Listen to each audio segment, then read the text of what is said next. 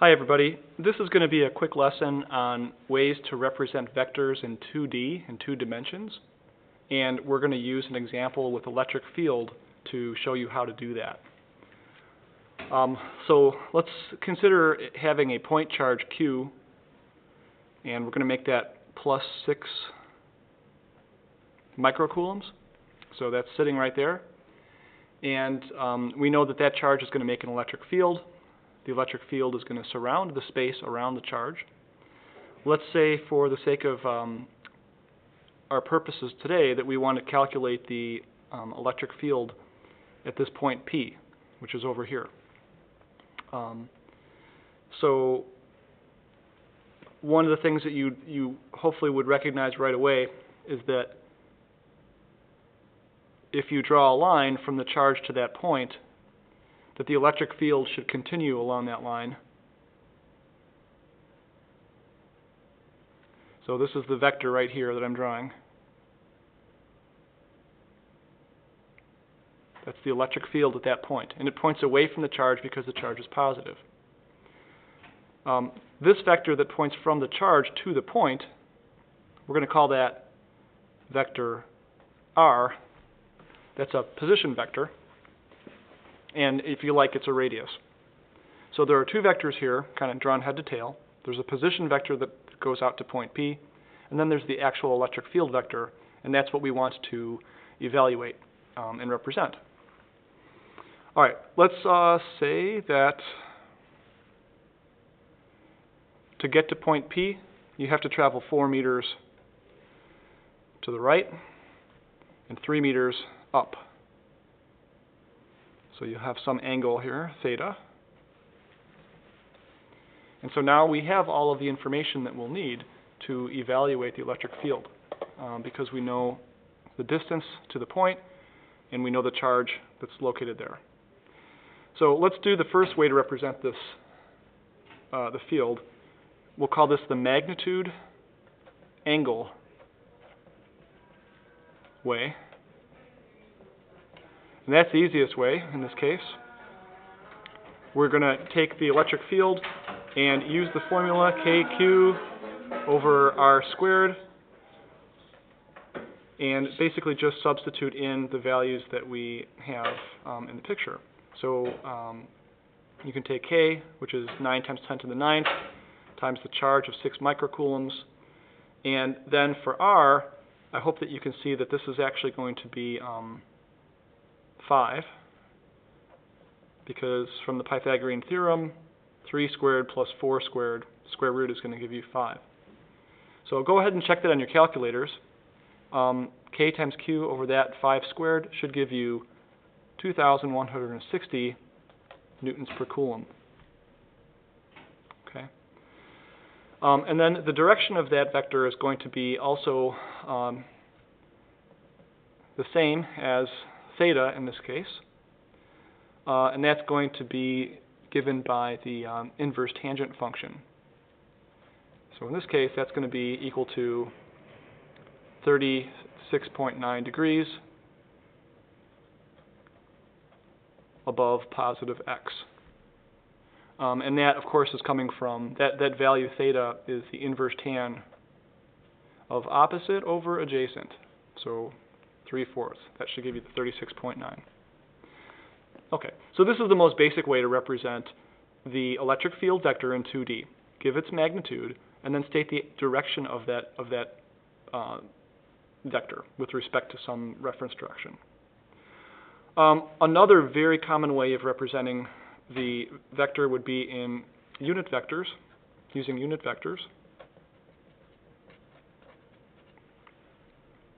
And in this case, what you would do is to take the electric field vector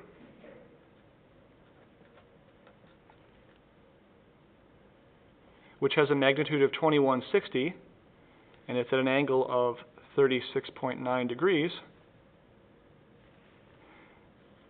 And then to find its values in the x direction and the y direction. And just to express that in terms of unit vectors. So that would involve taking sine and cosine. So what we would have in this case would be that E is equal to 2160 newtons per coulomb times the cosine of 36.9 degrees. That is in the I hat direction, plus, and I'm running out of space here, so I'll write 2160 newtons per coulomb times the sine of 36.9 degrees. And that's in the j hat direction. Okay? And that's a vector, so I'm going to put a vector hat on this. So you're just finding the two pieces, the components of the electric field, and then putting the x component in front of the I hat vector and the y component in front of the j hat vector. Okay? And that turns out to be 1730 newtons per coulomb in the I hat direction, plus about 1300 newtons per coulomb in the j hat direction. Okay, so this is another way of representing the electric field vector. Okay, and it's really equivalent to the first way. It's just showing you in components. The last way is going to be using a new little gimmick that we're going to call a radial unit vector. And we have not used this before, so it's going to take just a little bit of explanation. But the idea would be that we're going to express the electric field this way. We're going to say it's equal to a magnitude of 2160 newtons per coulomb. And instead of giving an angle of some sort, like we did in the first step, we're going to actually just multiply by this unit vector. Okay, and it's a unit vector. You'll notice that there's a little caret above the r, and that means that the unit vector just has a length of 1. And so this is a vector, but its magnitude is 1, so it's not going to affect the overall size of the electric field. This little vector here is a unit vector. And think of it as a directional placekeeper.